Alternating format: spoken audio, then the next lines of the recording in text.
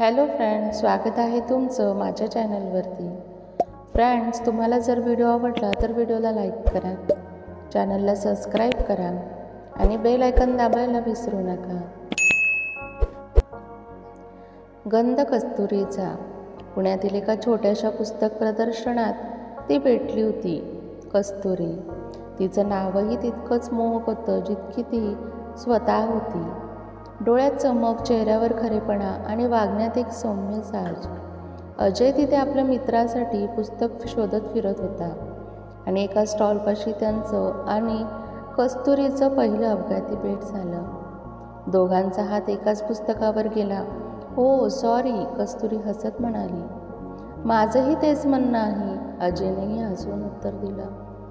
त्या एका पुस्तकातून सुरू झालेला संवाद पुढे चहा, कॉफी आणि शेवटी मैत्रीत बदलला.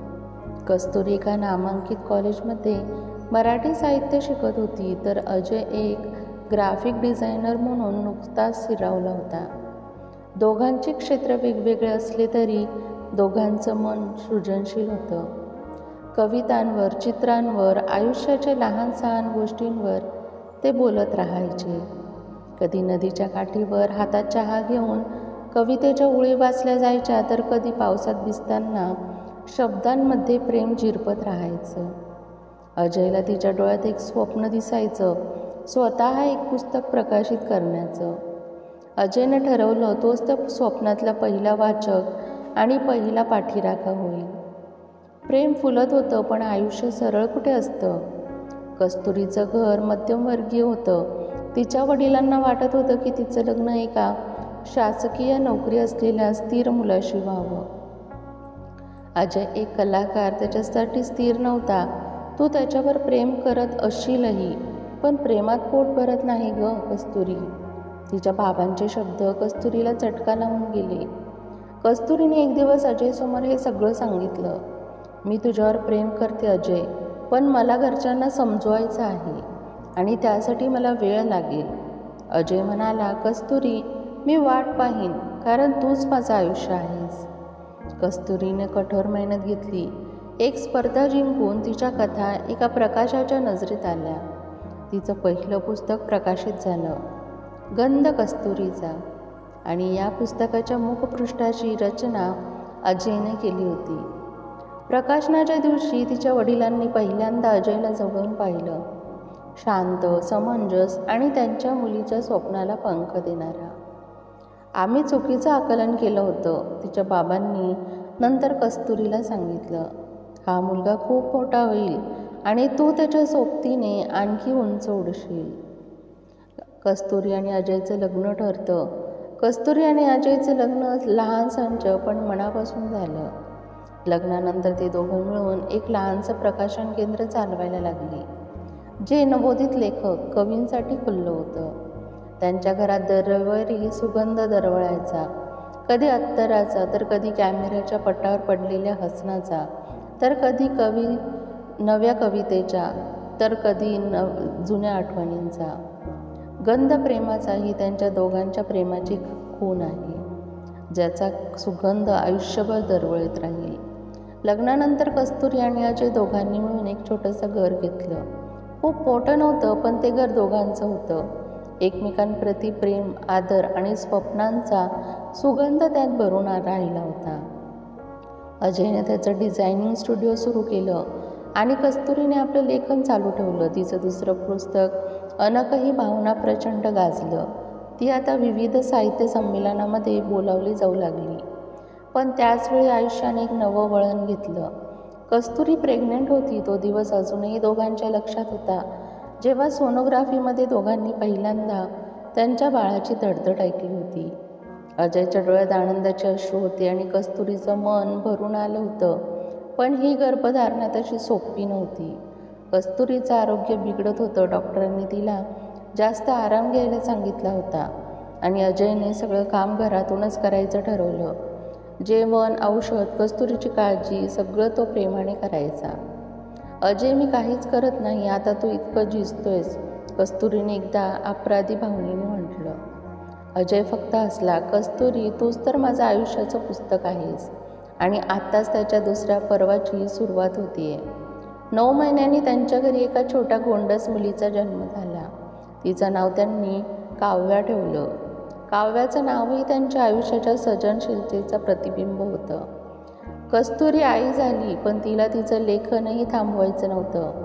अजयने तिचा पूर्ण पाठिंबा दिला. रात्री बाळ झोपली की कस्तुरी लिहायची, अजय डिझायनिंग करायचा आणि दोघांचं नवं विश्व आकार घ्यायला लागलं. एका दिवशी कस्तुरीने अजयला विचारलं, आपण का नाही काव्य प्रकाशन नावाने एक प्रकाशन संस्था सुरू करत? नवोदित लेखकांना व्यासपीठ देण्यासाठी जेव्हा आम्ही सुरुवात केली तेव्हा खूप संघर्ष होता. आपण त्यांच्यासाठी काहीतरी करू शकतो. अजयच्या डोळ्यात चमक आली. हो, आणि त्यांच्या पुस्तकांचं कव्हर मी तयार करेन. तू त्यांना संपादन मार्गदर्शन करशील आणि काव्य आपली प्रेरणा असेल. सुरुवातीला त्यांच्याकडे फारसं भांडवल नव्हतं, पण विश्वास होता, कामाची निष्ठा होती आणि स्वप्न मोठं होतं. काव्य प्रकाशनाने अनेक नवोदित तरुणींना संधी दिली, पण त्याही पुढे जाऊन कस्तुरीने ग्रामीण भागातील मुलींसाठी एक लघु कार्यशाळा सुरू केली, जिथे त्या सर्जनशील लेखन, कविता लेखन, आत्मकथन शिकू शकत होत्या. प्रत्येक मुलीत एक कस्तुरी असते, पण तिला वास शोधता यायला हवा. कस्तुरी म्हणायची, तिच्या कार्यशाळांमध्ये लहान गावांमधील मुली आत्मविश्वासाने बोलू लागल्या. अजय त्यांच्या साहित्यासाठी आकर्षक कव्हर्स तयार करायचा. त्यांच्या गोष्टी लोकांपर्यंत पोहोचू लागला. कधीकधी समाजातला बदल करणं सरकारच्या धोरणाइतकंच एका छोट्याशा प्रेमाच्या जोडीनंही करता येतं, हे सिद्ध केलं होतं कस्तुरी आणि अजयनं. काव्य आता 10 वर्षांची झाली होती. तीही कवितेचा गंध घेऊन वाढत होती. एकदा एका पुरस्कार समारंभात कस्तुरीला साहित्यदीप पुरस्कार मिळाला. ती भाषणात म्हणाली, माझं लेखन मी एकटीनं केलं नाही. त्या अजयच्या प्रेमाचा स्पर्श होता. आमच्या बाळाच्या मुसमुसीटीची गोडी होती आणि जगाला थोडं वेगळं पाहण्याची जिद्द होती. आम्ही दोघं एकत्र फुललो म्हणून ही कहाणी इथपर्यंत आली. अजय टाळ्यांच्या आवाजात तिच्याकडे पाहून फक्त इतकंच म्हणाला, तू माझं आयुष्य सुंदर केलंस कस्तुरी. कस्तुरी आणि अजय ही केवळ एक प्रेमकथा नाही, ही 2 स्वप्नांची, 2 सर्जनशील आत्म्यांची आणि एका मुलीच्या गंधासारख्या नात्याची कहाणी आहे. प्रेम हे केवळ मी तुझ्यावर प्रेम करतो एवढं मर्यादित नसतं. ते बरोबर चालणं असतं, एकमेकांना जपणं असतं आणि समाजात काहीतरी चांगलं निर्माण करणं असतं. कस्तुरी आणि अजयचं प्रेम आजही दरवळतंय. त्यांच्या लेखनात, त्यांच्या मुलीच्या हास्यात आणि नव्या लेखकांच्या शब्दांमध्ये. काव्य आता कॉलेजला जाऊ लागली होती. तिच्या कवितांनी महाविद्यालयात एक वेगळीच छाप पाडली होती. तिच्या शब्दात कस्तुरीसारखी गोडी होती, पण विचारांमध्ये अजयसारखी खोल समज. एक दिवस ती घरी आली आणि म्हणाली, आई बाबा, मला समाजशास्त्रामध्ये मास्टर करायचे. ग्रामीण भागात शिक्षण आणि मुलींच्या सक्षमीकरणासाठी काम करायचं आहे. जे तुम्ही दोघं करत आलात त्यालाच पुढे नेता येईल असं मला वाटतं. कस्तुरी आणि अजयचे डोळे पाणावले. त्यांच्या बाळाने त्यांच्या स्वप्नांचं वारसत्व स्वीकारलं होतं.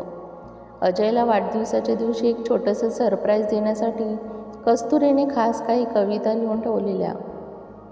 त्यांनी दोघांनी संध्याकाळी टेरेसवर एकत्र वेळ घालवला. चहा, जुन्या आठवणी आणि त्या कवितांमधली प्रेमाची झुळूक. कस्तुरीने शेवटी एक कविता वाचली, तू रेखाटलेली मी शब्दांनी भरलेली तू. कधी तू वाऱ्याच्या चित्र काढलास तर कधी मी गंधात न्याहाळलेलं प्रेम लिहिलं. अजय फक्त हसला. कस्तुरी, तू माझ्या प्रत्येक श्वासात होतीस, आहेस आणि राहशील. त्या रात्री दोघांनी एकमेकांच्या हातात हात झोप घेतली आणि ती शेवटची झोप होती अजयसाठी. अजयचा अचानक हार्ट अटॅकने मृत्यू झाला. संपलं एक आयुष्य, पण थांबलं नाही प्रेम. कस्तुरी काही दिवस मोडून गेली होती, पण काव्याच्या डोळ्यातील तिच्या वडिलांची सावली आणि त्यांच्या दोघांनी मिळून निर्माण केलेली काव्य प्रकाशन तिचं बळ ठरली. तिने अजयचं रेखाटलेलं त्यांच्या प्रेमाचं शेवटचं स्केच फ्रेम करून टेबलावर ठेवलं. त्या चित्रात त्याने लिहिलं होतं, प्रेम फुलतं जेव्हा 2 मन एकमेकांना जपतात आणि विरते जेव्हा त्यातून नवं आयुष्य उमलतं.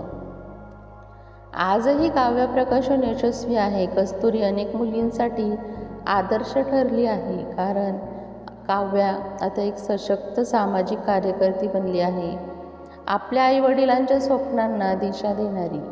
प्रेमाच्या या प्रवासात गंध अजूनही दरवळतो. एका पुस्तकात, एका कवितेत, एका मुलीच्या निर्णयात आणि एका चित्रात. कस्तुरी आणि अजय यांची प्रेम कहाणी केवळ तू आणि मी पुरती मर्यादित नव्हती. ती आपणपासून सुरू होऊन समाजापर्यंत पोहोचलेली एक अशी कहाणी आहे जिथे प्रेमाचा गंध काळाच्या पलीकडे सतत दरवळत राहतो. फ्रेंड्स, तुम्हाला हा व्हिडिओ कसा वाटला हे कमेंट बॉक्समध्ये नक्की सांगा. तुम्हाला जर व्हिडिओ आवडला असेल तर व्हिडिओला लाईक करा, चॅनलला सबस्क्राईब करा आणि बेल आयकॉन दाबायला विसरू नका, जेणेकरून सर्वात आधी नोटिफिकेशन तुमच्यापर्यंत पोहोचेल. व्हिडिओ बघितल्याबद्दल धन्यवाद.